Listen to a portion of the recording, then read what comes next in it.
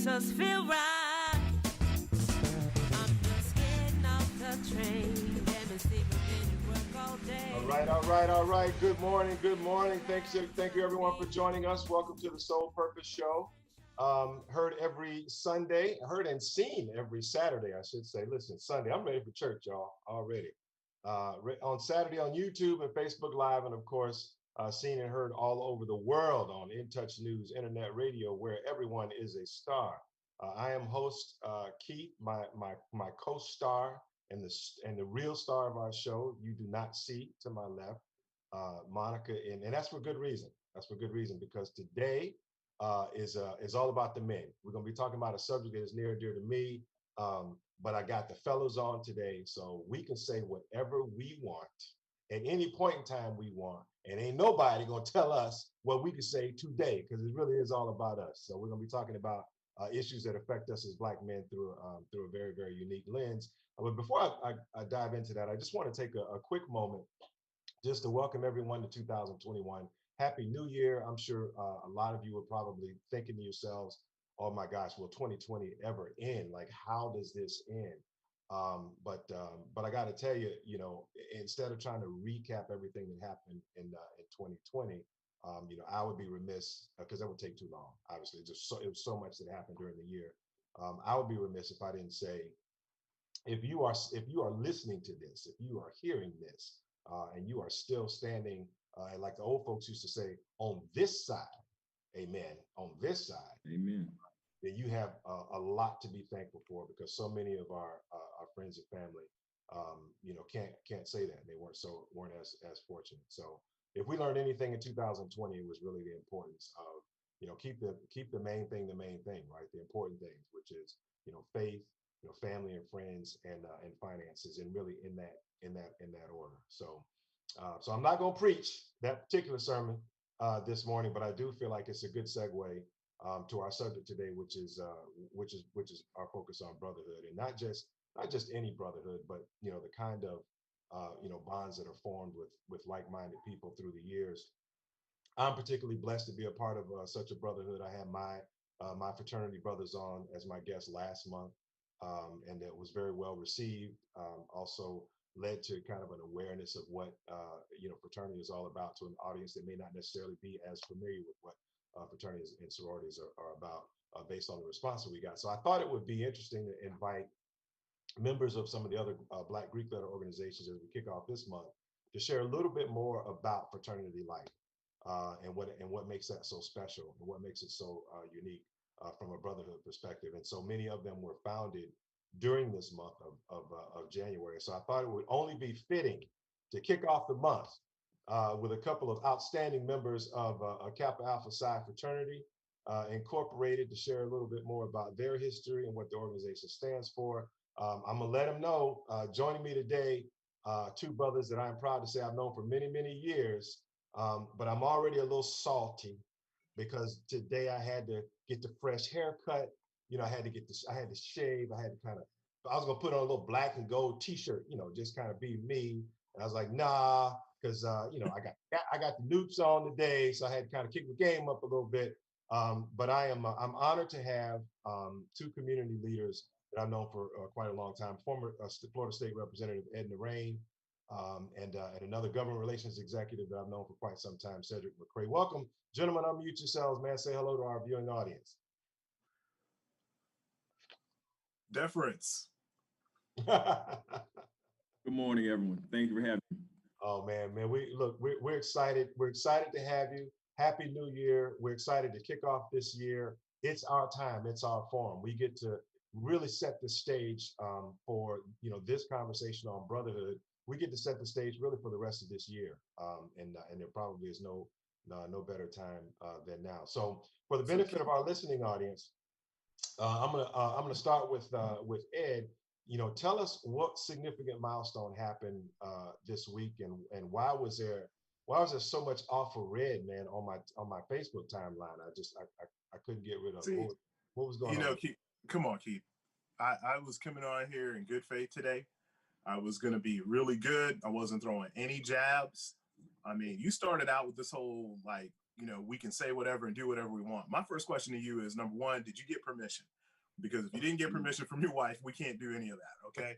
Number two, you talked about having the alphas on before the noobs. I mean, the reason why we're here, it's not because you want to educate the community on fraternities and sororities, it's because you want to improve the quality of the show that you had with your brothers. So you had to bring on the new and improved, which on January 5th, 1911, in all seriousness, Kappa Alpha Psi Fraternity Incorporated was founded on the campus of Bloomington, Indiana, in the heart of the Ku Klux Klan country during the height of America's probably ugliest racial period. And so we just commemorated our 110th Founders Day as an organization. There's a lot of talk about who's the first and all this other stuff. I really don't get into that. All I care about is who's the best. And I think we know who that is.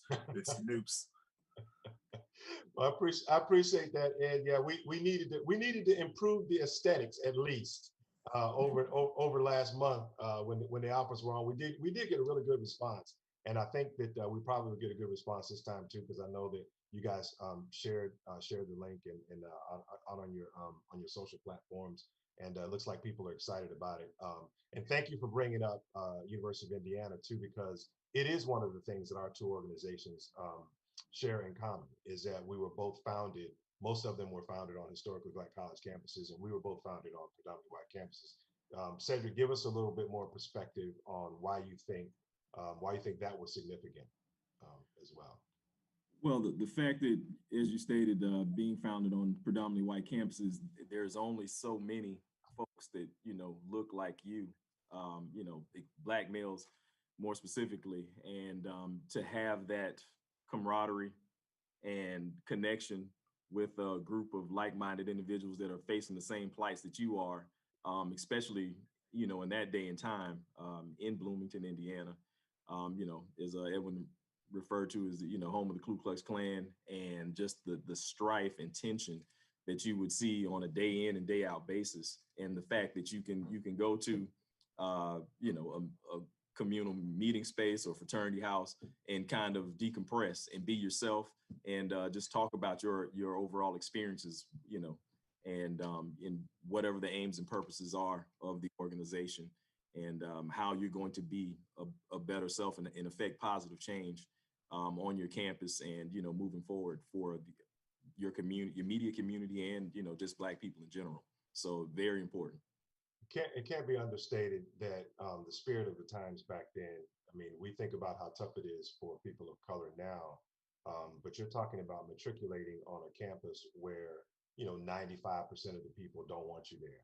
And that's not just the students, that's the faculty, sometimes from the president of the university on down, they really don't want you there. And so we can only, dream of what kind of struggles, those brothers in those early days really kind of really went through.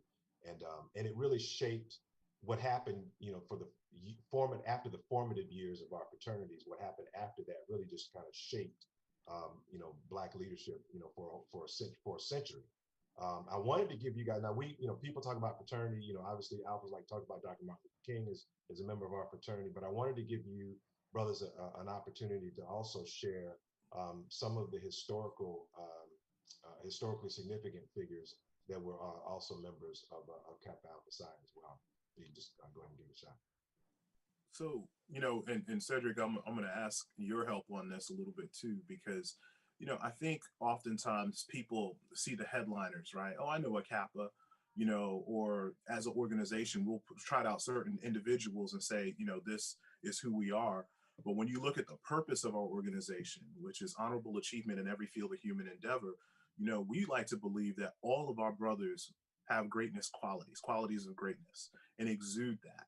And so wherever you may be in your respective community, if you're a new, you're more than likely working in a way that's elevating your community, and you have a name in that. People know Kappa Alpha Psi, and they don't know it, just because we're a fraternity that gets together and throws great events. It's because of the work that we're doing. And I'll give you a most recent example. You have a brother who 4 years ago decided to take a knee at a football game because he was protesting police brutality. And all of a sudden, the sitting president of the United States had a lot to say. And that brother was Colin Kaepernick. He is a member, proud member of Kappa Alpha Psi Fraternity Incorporated, and he has sparked the social awareness that you see in this country right now about police brutality, and I think was the tipping point for a lot of the Black Lives Movement rallies that you've seen around the country.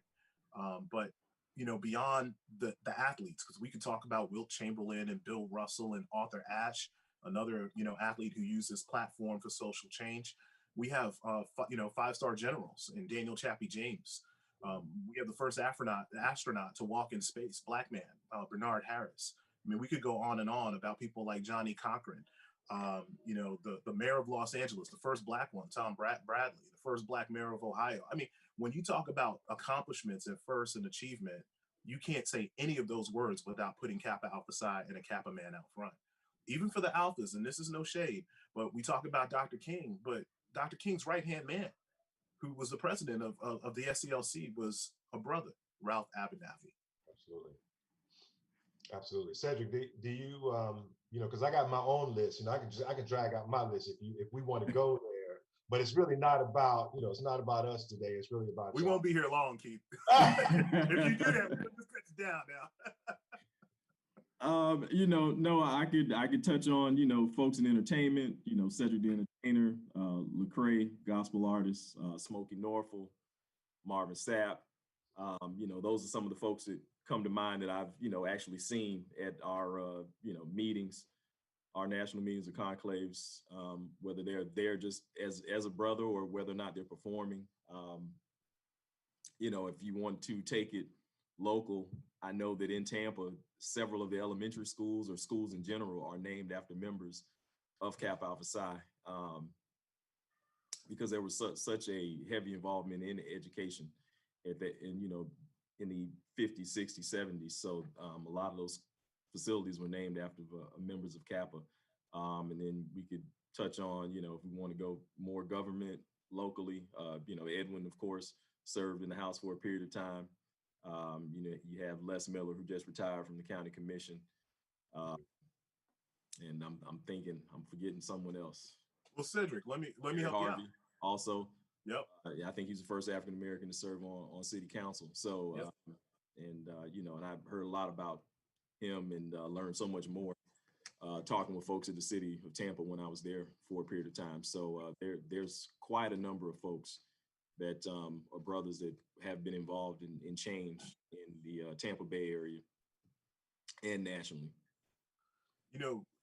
Keith, when Cedric brought up a great point about the local history of Kappa, a couple of things you got to know. Kappa Alpha Psi was founded in 1911. The Tampa alumni chapter was founded in 1928. So we are the oldest Black letter Greek organization in Tampa. We were the first fraternity to purchase a house in this city of Tampa. When you look at, like Cedric mentioned, our elected officials, like our immediate past commissioner, Les Miller, you currently have two Kappas serving, one on city council in Orlando Goods, one on the school board in Henry Shake, Washington. But they follow a long list of Kappas. And I was looking this morning at just the names. Abe Brown from Abe Brown Ministries was a Kappa. A lot of people are not aware of that. So you look at the fellowship hall there, it's named after him. You've got Bing Elementary, Big Jim Williams Field, the great FAMU coach, named after another new. James Hammond Elementary, Lockhart, Howell, Farrell, and of course, you've got two really cool things that are happening right now. Henry Shake, Washington has an auditorium named after him. You got Perry Harvey Park, but the All People Center on Sly is about to be renamed later this year for Commissioner Les Miller. Oh, so Kappa's imprint on this town is huge. Yeah. Fantastic, and I've been a fan of a lot of the gentlemen that you named. Coach Shake Washington was my coach, and when I played high school ball.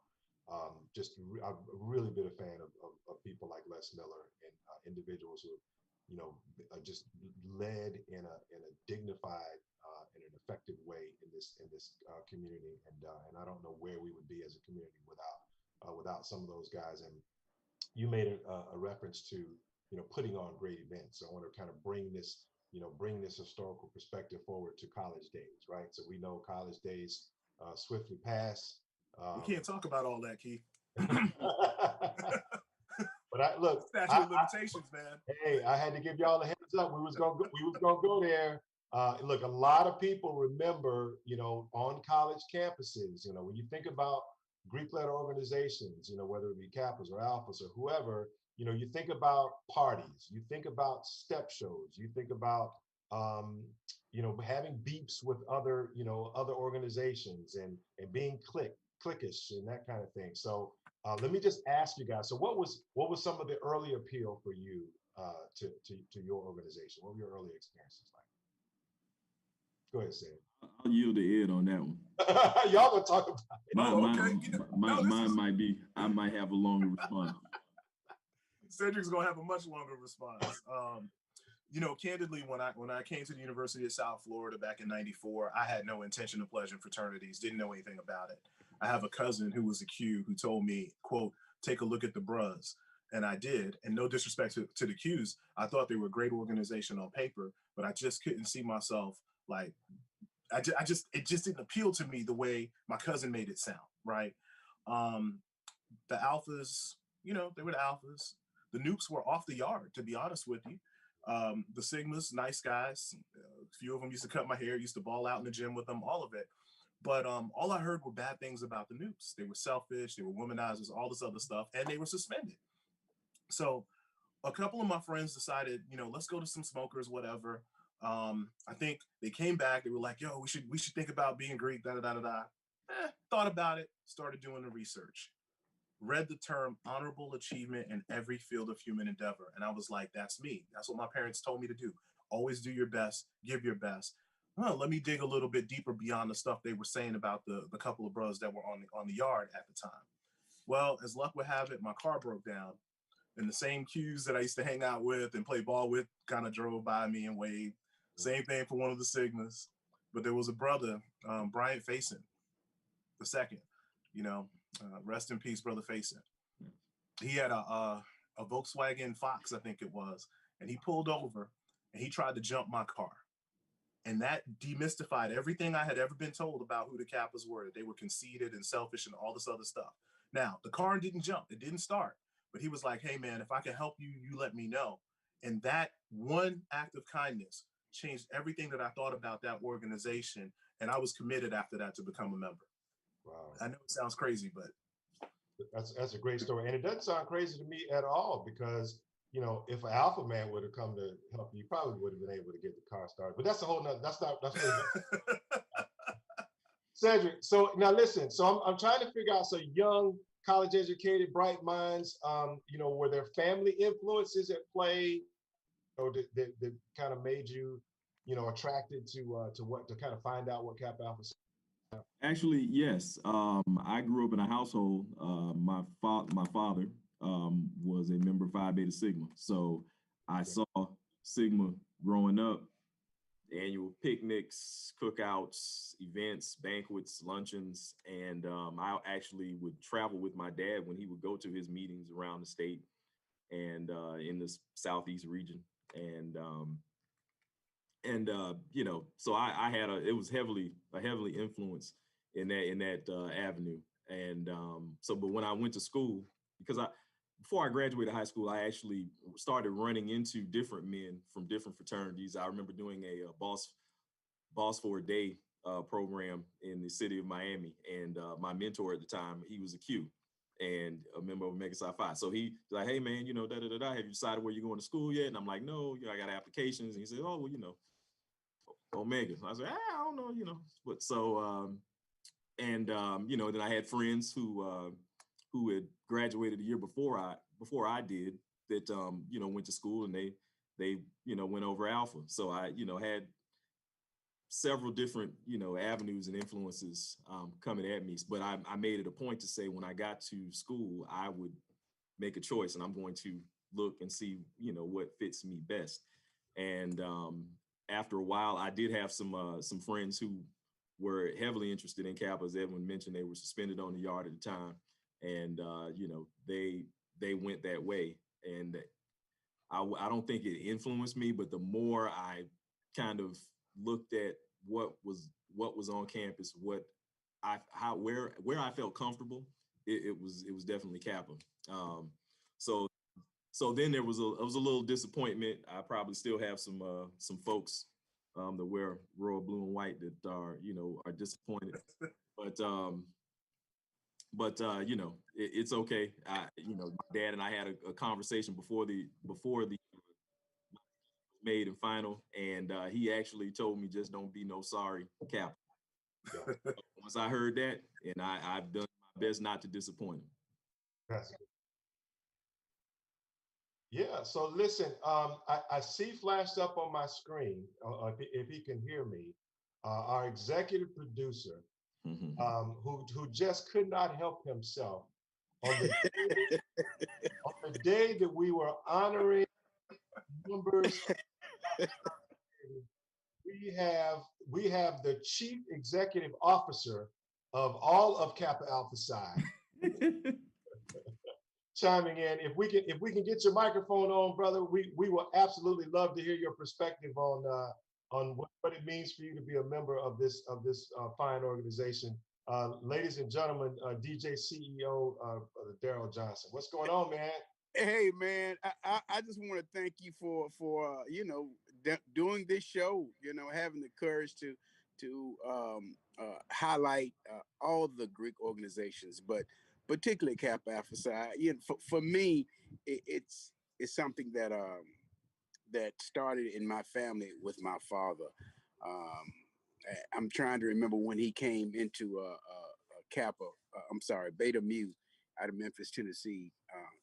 Under Lemoyne College, but my father, a wise man, decided to pledge the fraternity and ensure that all of his sons followed suit.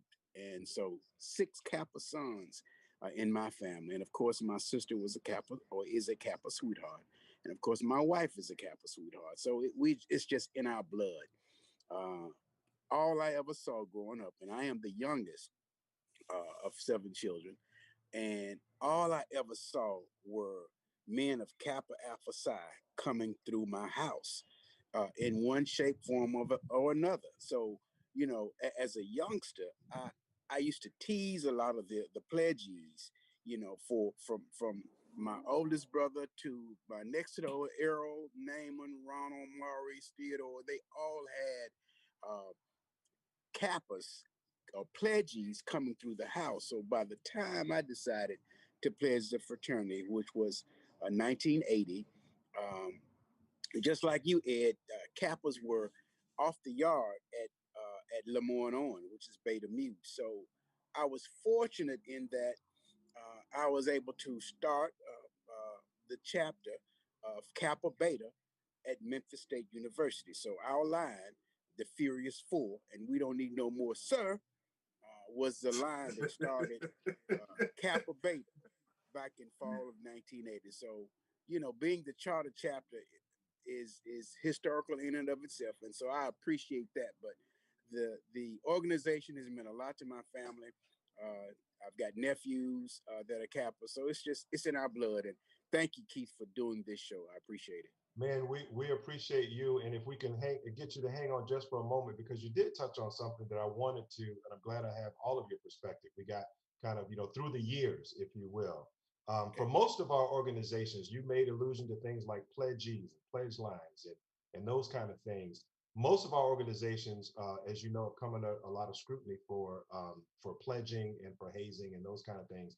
And so for most of us, we've eliminated a lot of the activities that that we came up with, right? So you no longer see brothers, lined up, and sisters lined up on lines, kind of mean mugging, dressed in, in black trench coats and those kind of things. So, but a part of that tradition, still lives on within our organizations. How tough is it to maintain the traditions that we all love, that we all, kind of came through? You all kind of came through the same way.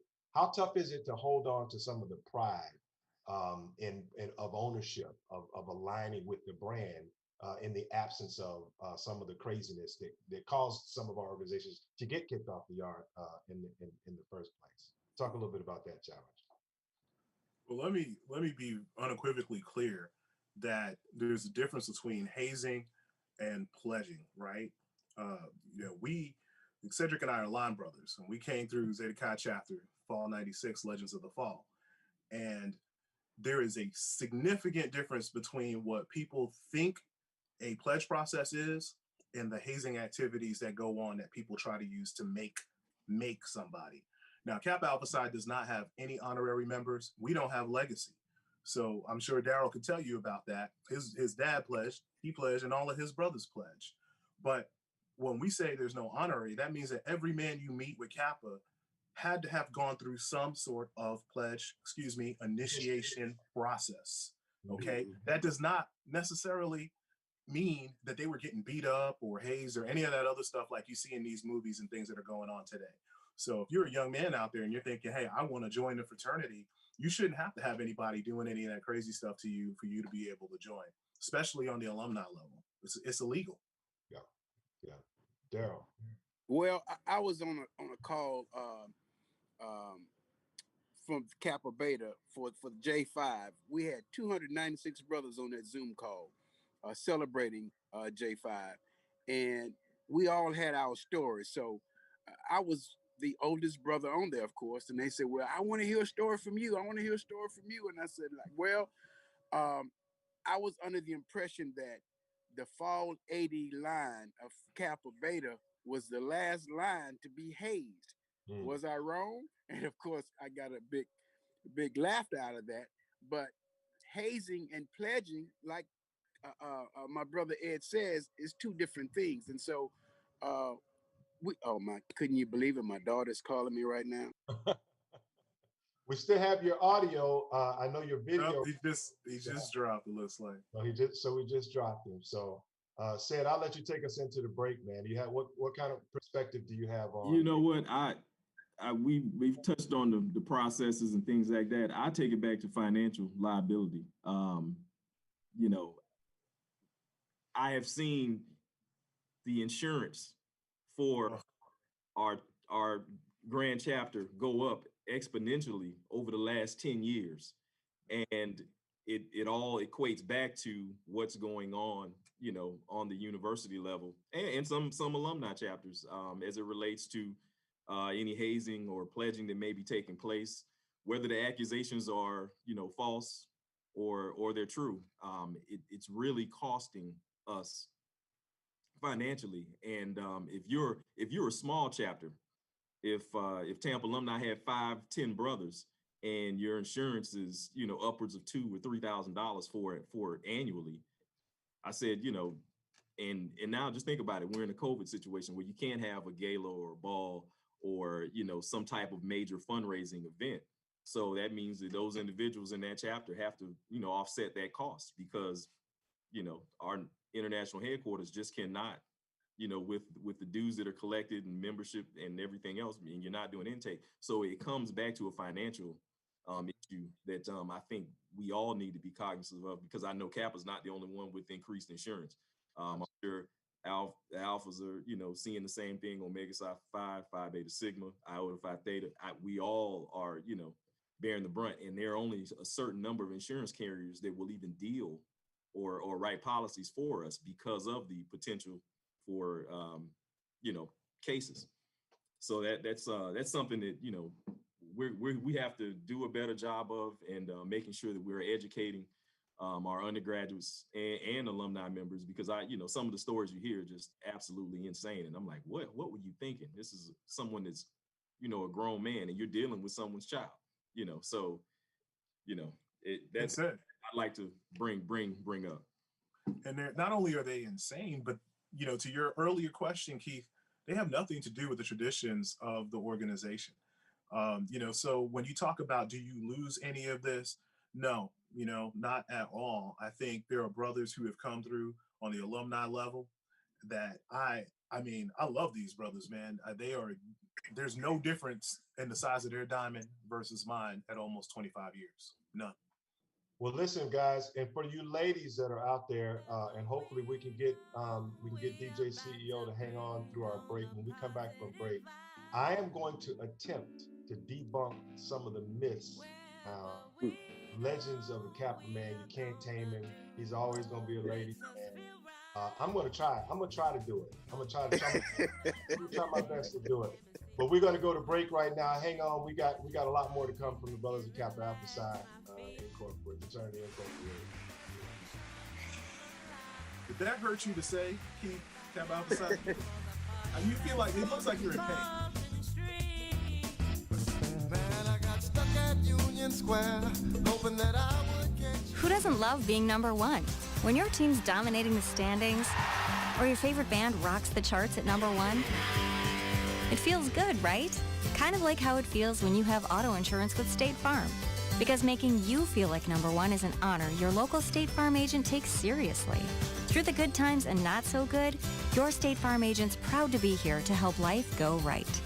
Call Herman White at 961-6661. That's 961-6661. It may be hard to believe, but people just like you are already saving money. FeedThePig.org makes it easy. Their simple savings plan teaches you how to start saving without going overboard, so you don't need to start foraging wild berries. I was skeptical, but these are actually pretty good. You don't need to sell your soul to the devil. $15 is the best I can do. You just need FeedThePig.org. Don't get left behind. Get tips and tools at FeedThePig.org. Brought to you by the American Institute of CPAs and the Ad Council. Welcome to Calvin's Barbershop. You all got to see this. I don't even want to know what you're looking at on that phone. Well, you should. I was learning about the dangers of high blood pressure and that we need to get ours checked regularly. High blood pressure can increase the risk of heart attack or stroke, but this text program can help keep it at a healthy range. Just text Barbershop to 97779 to sign up. I'll get right on it as soon as I'm done with this baby panda video. Text Barbershop to 97779. A message from the American Heart Association and the Ad Council. Ladies and gentlemen, I'd like to introduce you to a good friend of mine. It's the Dash and Dale Day. Put your hands together. Jazz at Miss Connie's house. On In Touch Radio. Wherever we go, we about to bring on the positive vibe. Wherever we go, all right. We are back. Welcome back to the Soul Purpose Show. If you missed the first half of our show, we have guests, leaders from Kappa Alpha Psi Fraternity Incorporated. They were able to celebrate their 110th anniversary this year. And so you saw a lot of celebratory Facebook posts, et cetera, et cetera. And for those of you who remember, kind of college days and remember, the Kappas on the yard and kind of the reputation of, them being, kind of the ladies' men, et cetera, et cetera. I promised our audience that I was going to try to take a few minutes to debunk some of the myths out there. And I want to start with Daryl, if he's listening, to give us some perspective on the importance of the Black male in the family. I know I've had the honor of actually knowing you guys, not just as community leaders, but also as husbands and fathers to outstanding Black women and families. And so I would like to have our audience hear from you, kind of what the importance of the Black family means to you. Oh my God, man, that's just an excellent topic. In Touch News and Intercultural Communications believes and embodies the Black man as being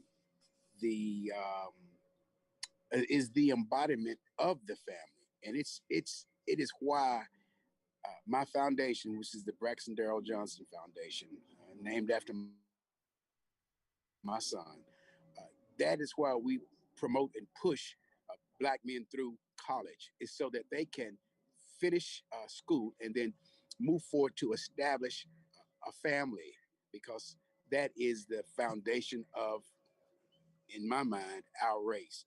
Is we must have a strong family foundation, and by promoting education, either through college and or any other trade, but just becoming a solid citizen is for me and for what we represent.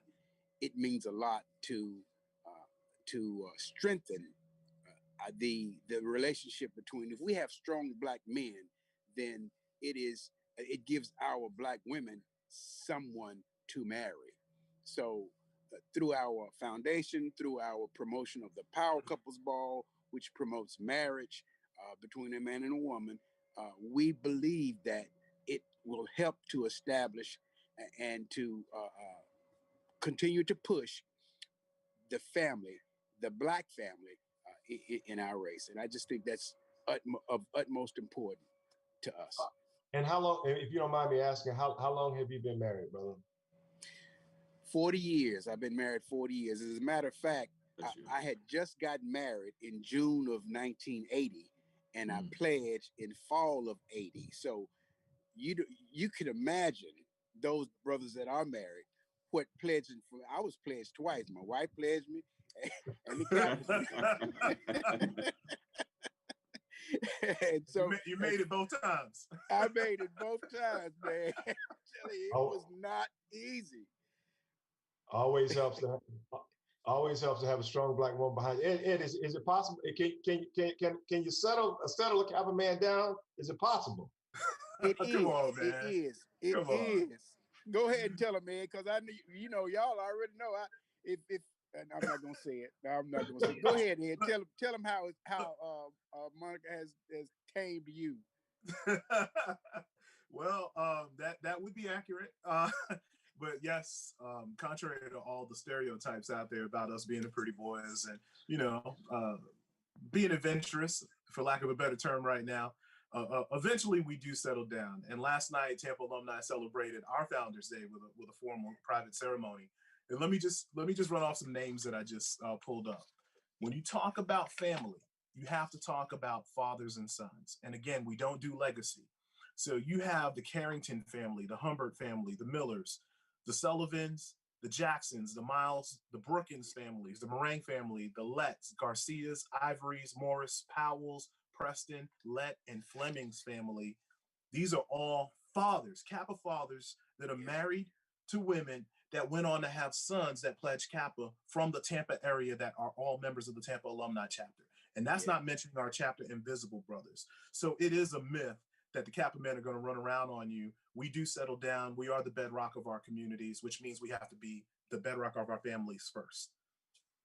Cedrick, how has married life shaped the man that you are today?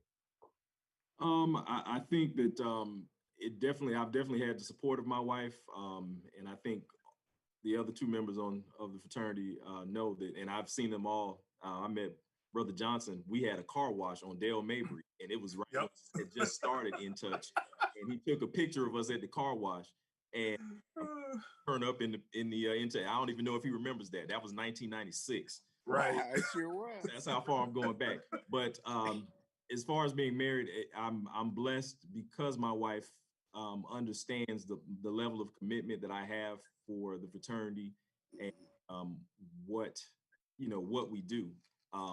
Because I've served in various capacities in executive leadership in the local chapter, undergraduate advisor, things on the provincial level. So that takes you away. You're in meetings, and everything is Zoom or Teams meetings now. But pre-COVID, I mean, you actually went to a physical location to meet, and and sometimes those meetings can be long, and you think you're going for an hour, but it turns into 3 or 4, and or you're out of town at a meeting, and you for a weekend or what have you. And I think the fact that you have a level of support or a helpmate that understands that, hey, I know where you are, I know what you're doing, that just speaks volumes. And I think it makes your relationship a lot stronger, because there has to be a level of trust and understanding, because you're so committed to something else outside of yourself. I think it definitely helps. Well, I'm getting a note from our producer that we have a caller that's going to try to call in. Let's see if we can get some audio. Caller, are you there?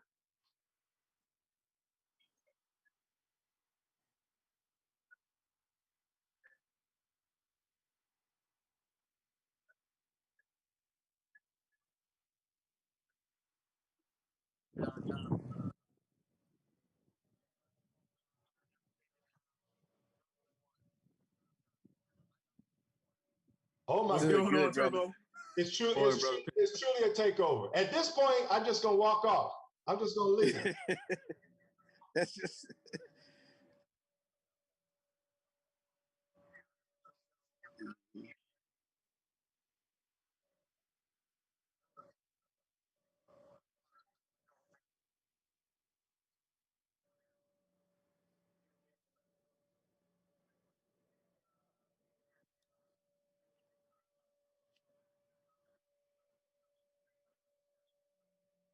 You too. peace.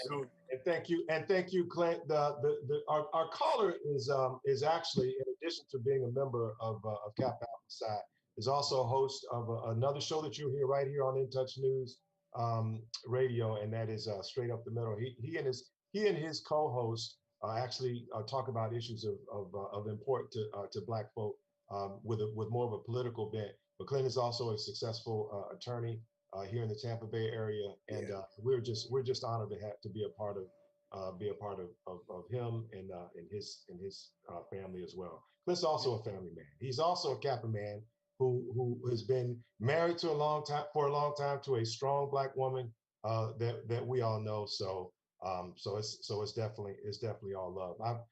I've got to bring this forward. I've got great political minds on this forum, and we have got to talk about the events of this week. And I want you guys to put it into perspective as well. I don't think any of us were surprised that our sitting president behaved the way he did and tried to incite people to violence. I don't think that shocked anybody. But me, from a personal perspective, I was a little surprised at the lack of preparedness, or so-called, lack of preparedness that caused the embarrassment on a global stage that we saw. And I know that you guys have been members of your organizations for a long time, and I like what Ed shared, kind of the mission, the tagline, if you will, of the organization. How's your fraternity prepared you to kind of be a voice in a time like this? Cedrick, why don't we let you start out, Cedrick? Well, I think if you're looking at it from a political aspect, we deal with politics. When you're an undergraduate at the university, you are, whether you're in government or even internally within our own fraternities and organizations. So that's something that somewhat prepares you for, if you're trying to get your point across, you want to be heard. And we're also looked at as leaders in the community, because if there's something going on, someone has to speak up or speak out about it. So I think that kind of prepares you for, just being involved on a local level, on a state level, or even if it's national. We do have, statements that come out from our international headquarters to kind of give brothers a general sense of, whether or not we're supporting an issue, so on and so forth, from our grand pole mark, no matter who that may be, or the executive director in Philadelphia. So Kappa will definitely send a message. I would assume, I don't get emails from Alpha Phi Alpha or any of the other organizations, but I would assume most organizations do that, depending on what the level of seriousness and the activity that is going on, in our nation, especially when COVID hit. Making sure that folks are being safe and doing the right thing to protect themselves as well as their families.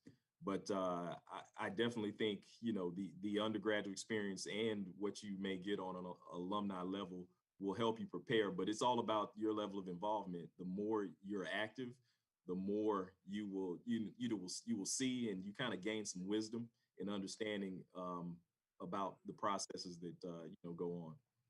And Ed, I know you had an opportunity to put your money where your mouth is, and actually hit the streets and actually ran successfully for office. Talk to us about your preparation for that journey as well. So I would tell you that my preparation for that obviously started in the house with my parents growing up. But when I got to college, it was really shaped by the fraternity. One of our other taglines that we talk about with our Kappa League program is training for leadership. And so back in 97, Camilla Oliphant and I ran for student body president. and vice president, first Black couple to do it in the state of Florida. And it happened when people told us that it couldn't at a PWI. But I was just number 2 on the list. Les Miller was the first back in 1977. We have 4 student body presidents that are Kappas at USF. We've the most of any Black organization. St. Leo University, where our colony is at, has 5 Black student body presidents, more than any other Black organization. It has always been about leadership. Cedrick will tell you that back in the day, we led protests. We had our brothers at the Million Man March back in 1995. This past summer, many of you saw me out there. We were all out on the streets in our respective cities, helping to lead the fight against injustice that we saw in this country.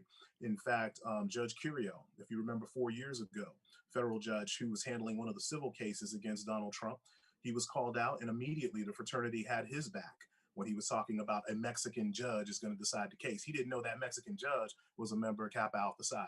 We back each other. And at the end of the day, I'm a little animated right now because what we saw this past week was treason. Okay, plain and simple. It was an attempted coup on this country, and there's no other way to put that. And let me tell you, I believe that when this new administration comes in, you're going to see members of Kappa Alpha Psi all throughout it, and heads are going to roll because a price has to be paid. At the end of the day, had those bodies been Black that were on the capital of our country trying to scale walls and push through buildings and steal stuff, it would be a different story today. But I'm gonna try to calm down a little bit. All right, brother. Hey, Stay calm. We all saw what happened. Yeah. But yes, Kappa has prepared me and several other brothers for political leadership as well as civic leadership all throughout this country. Daryl, you have a unique position because you've created this platform, this very high-profile platform, and so you've given voice to shows, not just shows like this, but just to thousands and thousands of people all over the world. How is it that you're going to to utilize that platform to bring to light the issues like what we saw last week? Wow. I was with my daughter looking at the event as it unfolded, and so I sat down and wrote an article, banged it out. For me, it was a tabletop exercise for that faction of people. They went out there and they rushed the Capitol. They wanted to see just how far they could go because they intend on coming back. And so it's my endeavor that I put out to my readers, my listeners, my viewers, what my truth is when I see those kinds of things happening. And there needs to be some solution. So I am asking right now, all of my brothers and my Panhellenic sisters out there, that if you would, when you see these kinds of things happening, and it's on your heart, send me an audio, send me something written, send me an article, send those that that have a voice, that want to be heard, that may not necessarily are being heard. Send them to intouchnews.com. Give them my phone number, 813-404-5287. Have them call me so that I can share their voices, their what it is that they want to talk about, so that all of our people can be heard and educated on the kinds of topics that we need. But now let me just say before I get off, Ed Narain and the Cedrick McCrays of Tampa alumni, these young brothers came in with a skill set that was dearly needed at the alumni level. And then when they came in with some really good administrative skill sets, some organizational skill sets that we needed at that level. And so when you have a good balance of alumni and undergraduate brothers working together, man, all you're going to have is success. And that's why the Tampa alumni is so successful here in Tampa, Florida, is because of the young brothers being involved. And I just wanted to say thank you to those young brothers right now. We appreciate them and we need them. It's those kinds of skill sets that come to the fraternity that will keep that fraternity growing and being an endearing quality to men of color. We appreciate you, sir. We really appreciate you chiming in and joining us today and giving your perspective. Again, congratulations on 100 and thank you.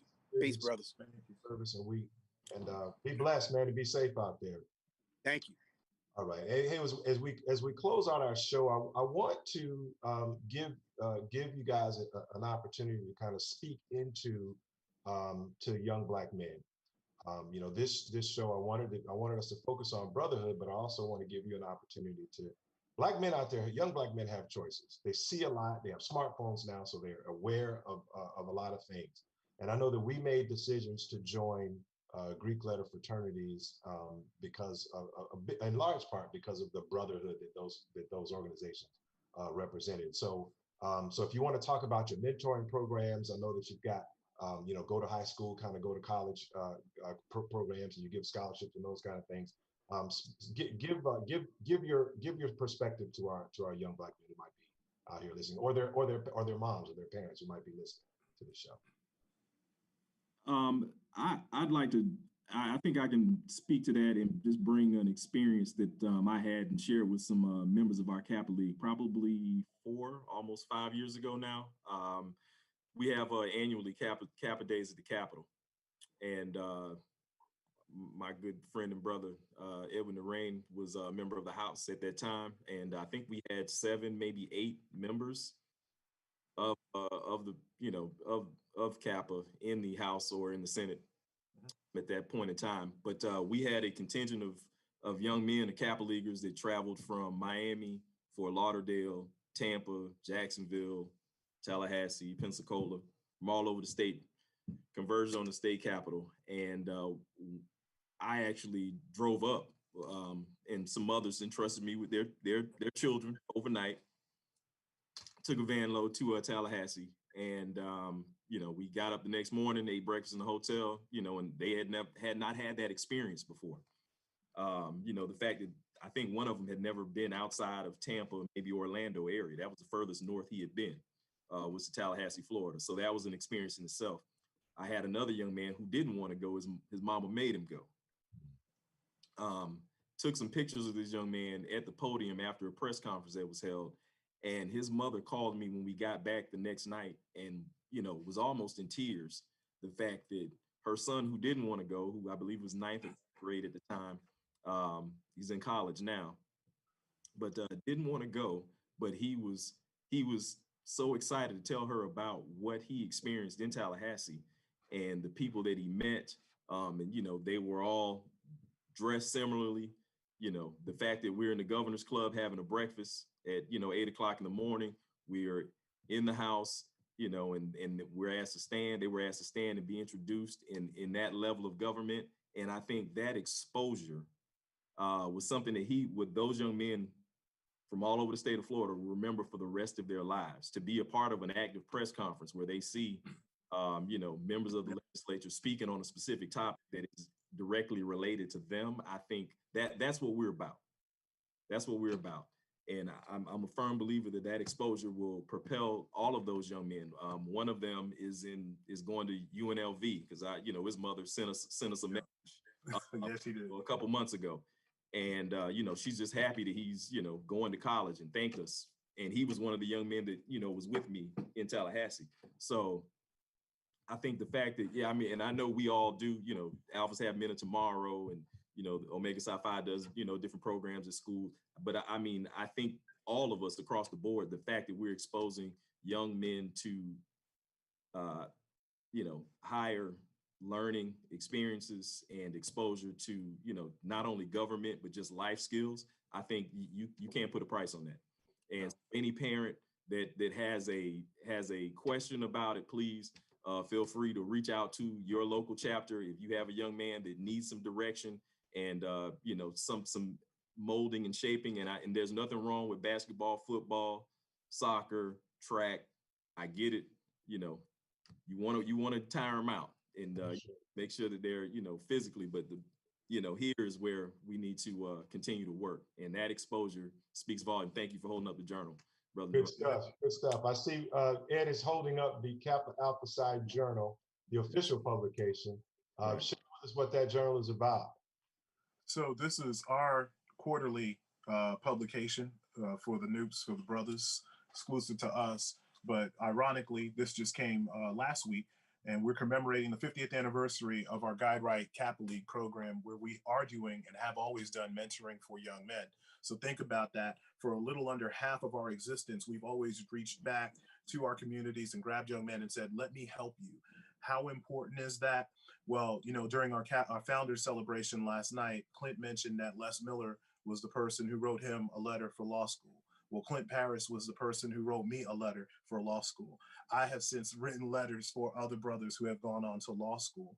It is not a clique. It's not about being the prettiest. It's not about running the yard and all the other things that people might want to say. It's about achievement. And your young man, you as a young man, if you want to be a part of something that is going to be bigger than you, that is going to not just improve yourself, but improve your community, I think Kappa Alpha Psi is where it's at. It's always been about achievement.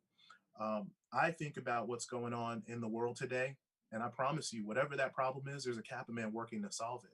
Right here in our own state, Cedrick mentioned COVID earlier.